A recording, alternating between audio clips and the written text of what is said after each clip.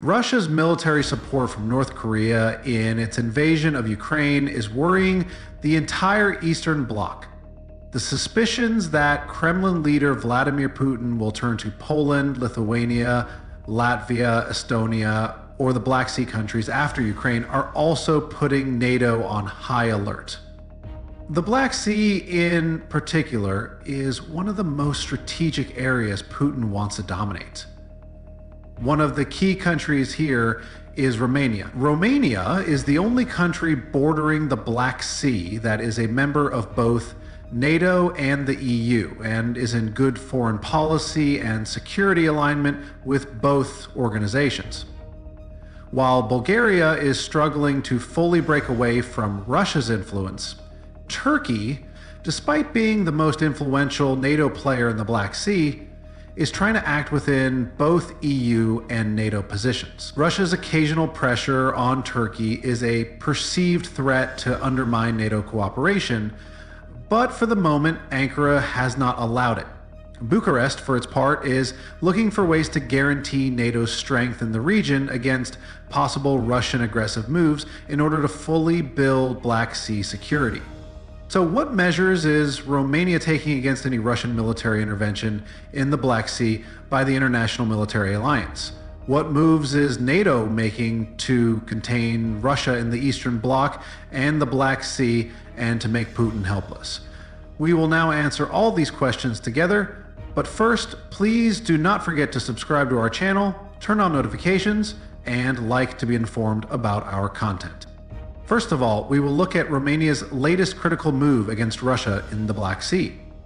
The first news came from Romanian government officials. The Romanian government has started a multi-billion euro expansion and modernization project at one of its air bases near Ukraine, where new military equipment would be stored.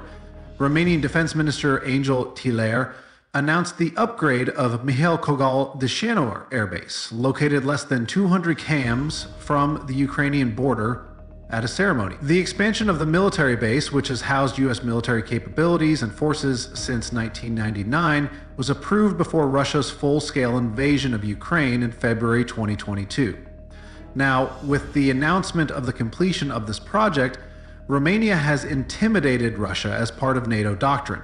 Romania decided to expand its capabilities here because of Russia's invasion of Georgia in 2008 and then Crimea in 2014. The base commander, Colonel Nicolae Seto of the Romanian Air Force, said that such a project was already a necessity since the annexation of Crimea in 2014 and the Georgian issue in 2008. So what military equipment will this NATO air base house after its modernization? How much will the project cost? And what function will this Romanian base provide to the International Military Alliance? The work will partly involve the construction of a new runway, a watchtower, and additional hangars to protect existing and future military assets acquired by the Eastern European country. Due to its direct access to the Black Sea and proximity to Russian territory, the airbase has hosted several of NATO's advanced air policing missions this year, including the first deployment of Finnish F/A-18 Hornet fighter jets. The U.S. Air Force flew 2 B-52s to the base last month. With a combat range of more than 400 km, the Cold War strategic bomber can easily reach potential targets in Russia, Central Asia, and the Middle East from the base. Following the modernization, similar NATO military assets are expected to be deployed at the base. At the same time, up to 1,000 NATO troops will be able to be stationed here after the completion of the base's development.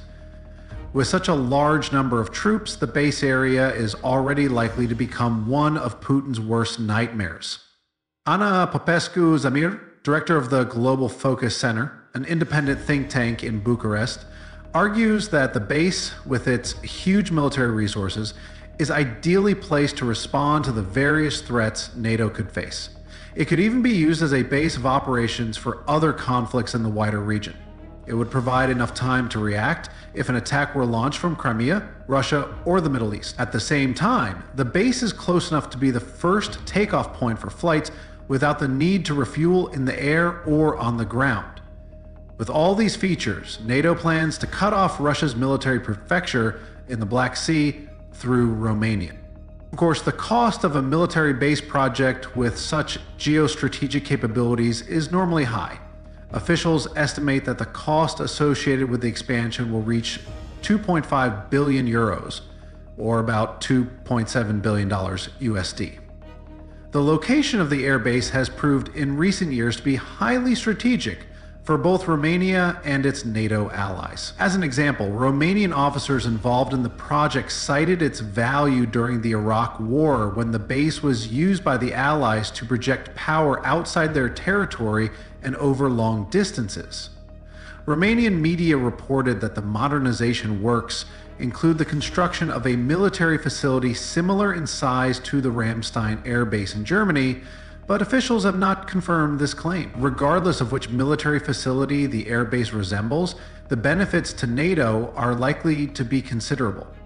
Of course, the NATO base in Romania could also benefit countries like Ukraine and Moldova, which are at critical junctures in the international military alliance. Experts speculate that a diplomatic boost to NATO's ability to project power in the Black Sea could support future NATO access bids by Moldova or Ukraine, as the alliance is more likely to accept a member it is confident it can defend. Ukraine's aspirations for NATO membership are supported by Romania's growing role in Black Sea security. For Moldova's security, Romania serves as an important ally, offering comprehensive support. NATO's expansion of its power through such modernization of military bases is also very much on Russia's radar. Russian officials see the expansion of NATO bases as a direct threat to their security and have stepped up threats of retaliation as the project has progressed. Russian Senator Andrei Kov suggested in March that the larger the NATO base and the closer it is to Russia's borders, the more likely it is to be one of the first targets of retaliatory attacks. This is not the first time Romania has faced Russian threats over security improvements. In 2016, when Romania deployed a U.S. missile defense system at the Devaselu military base, also on the Black Sea, Russian President Vladimir Putin warned that the deployment of U.S. missiles in neighboring countries like Romania would provoke retaliatory measures from Russia. Putin emphasized that Russia would respond to any perceived threat to its security and indicated that military countermeasures could be taken against NATO installations in the region. Since then, Russia has not directly escalated military tensions with Romania, but it has continued to strengthen the offensive potential of the western flank, a process that began in 2015. Romania has continued to work to this day to strengthen its military capabilities. Although threats did not increase in 2016, the Bucharest government has allocated a record-breaking 19 billion EUR to the defense budget in 2024. At least 20% of this was allocated to the purchase of modern equipment, exceeding NATO's spending target of 2% of GDP. In addition to the military spending budget, Romania has also increased the strength of its military through arms deals with its allies. Romania has several procurement programs, mainly focused on short-range and very short-range air defense systems, on which it plans to spend up to $2.1 billion. The Eastern European country, which last year acquired 2 more Patriot batteries, bringing its total to 4, is participating in the joint procurement of up to 1,000 Patriot PACT GEMT missiles under the European Sky Shield Initiative. Bucharest officials believe that it may take the next generation of leaders for Romania to be fully accepted as military peers and political heavyweights within NATO and the EU. They also stress that NATO is in the process of changing its priorities as an organization. In fact, Romania's military base modernization, military expenditures, and arms deals with other countries are all based on a catastrophic scenario that Russia has the potential to wage in the future. Even if there is no real sign of war at the moment, a direct military confrontation between Russia and a NATO member state is considered an extreme scenario. However, the threat has not completely passed. Ionela Maria Ciolin, a security researcher at the Martin Center in Brussels, argues that Russia's actions could range from promoting anti-Western, anti-NATO, anti-Ukraine, and anti-EU sentiments to weaponizing social tensions and political polarization in Romania. In Romania, as in other European countries, there were already allegations that Russia was working with far-right parties to destabilize society. Anatol Solaru, former defense minister of neighboring Moldova, said last year that his country's intelligence agency told him about meetings in 2015 between a Russian FSB agent and George Simion, the leader of Romania's far-right AUR party. In other words, Russia might consider interfering in Romania's internal affairs and thus disrupting NATO cooperation. But has the relationship between the two countries always been like this? In fact, the relationship between the two countries began in the 15th century when a Moldovan prince, Stephen the Great, married his daughter to the Tsar's son. In 1712, another Moldovan prince, Dmitry Cantemir, allied himself with Peter the Great to gain independence from the Ottoman Empire. He became one of Peter's courtiers. Russian-Romanian relations were generally friendly until the end of the 18th century, when Russia helped free Wallachia and Moldavia, two principalities that would later unite to form Romania from Ottoman rule. Russia's role as a spiritual protector for the Orthodox Christian subjects of the Ottoman Empire was confirmed in the Treaty of 1774, and Russia soon gained a border with the Ottoman Empire, right next to the principalities. The Danubian principalities were then semi-autonomous and ruled by Greek Phanariad hospodars, much to the resentment of the Romanians. As Ottoman power weakened, Russia's influence in Wallachia and Moldavia grew. In 1739 and 1769, the Russians briefly occupied the principalities. Then, in 1774, Catherine the Great agreed to return Moldavia, Wallachia, and Bessarabia to the Turks, but obtained the right to represent Orthodox Christians within the Ottoman Empire and to control the internal affairs of the principalities. Dating back to the Soviet era, relations between Romania and Russia have been significantly shaped over time. After Romania came under communist control in 1948, it became closely aligned with the international policies and goals of the Communist Party of the Soviet Union. However, after 1952, when George took full control of the party and became head of state, Romania began a slow retreat from Kremlin domination, careful not to earn the suspicion or disapproval of Soviet dictator Joseph Stalin. Soviet troops left Romania in 1958, and after 1962, Warsaw Pact troops were not allowed to enter Romanian territory. At that time, the Soviet Union and Romania created new tax-exempt Soviet-Romanian economic companies, which helped Romania rebuild but also contributed to the depletion of Romania's resources. These were disbanded in 1956. Nevertheless, some of them continued to exist until 1975, and their main focus was to ensure Soviet access to resources such as uranium. During the 1968 Warsaw Pact invasion of Czechoslovakia, Romania refused to participate in the operations, and Nicolae Ceausescu publicly condemned the actions of the other member states of the pact.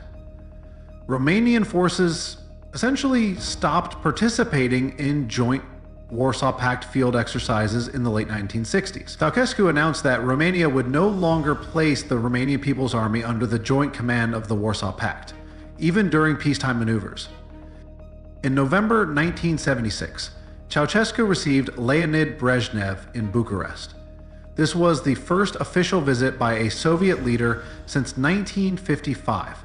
The final communique of the meeting reflected the continuing disagreements between the two countries, with Romania refusing to side with the Soviets in their dispute with China. After visiting China in 1978, Ceausescu attended the Warsaw Pact summit in Moscow, where he rejected a Soviet proposal that member states increase their military spending. Back in Bucharest, Ceausescu explained his rejection by stating that any increase in military spending was contrary to the socialist country's efforts to reduce military tension in Europe.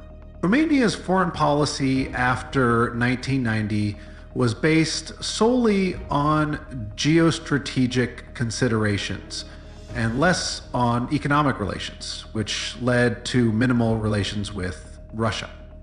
Relations between Romania and Russia became strained shortly after the fall of communism due to the Transnistrian conflict, which began during the dissolution of the Soviet Union. In 1993, Romania officially announced its intention to consolidate its precarious national security by joining NATO and the European Union. In an attempt to reassure its former ally, Romania and Russia signed an agreement on bilateral military cooperation and agreed to continue negotiations for the signing of a bilateral agreement on good neighborly relations. Despite these efforts, bilateral relations deteriorated rapidly.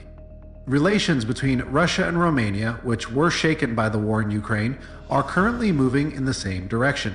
In short, Romania's modernization of NATO military bases and other military efforts are indeed justified. Romania is looking for ways to minimize Russian threats in line with the International Military Alliance's doctrine in order to avoid similar problems in the future. Thank you for watching.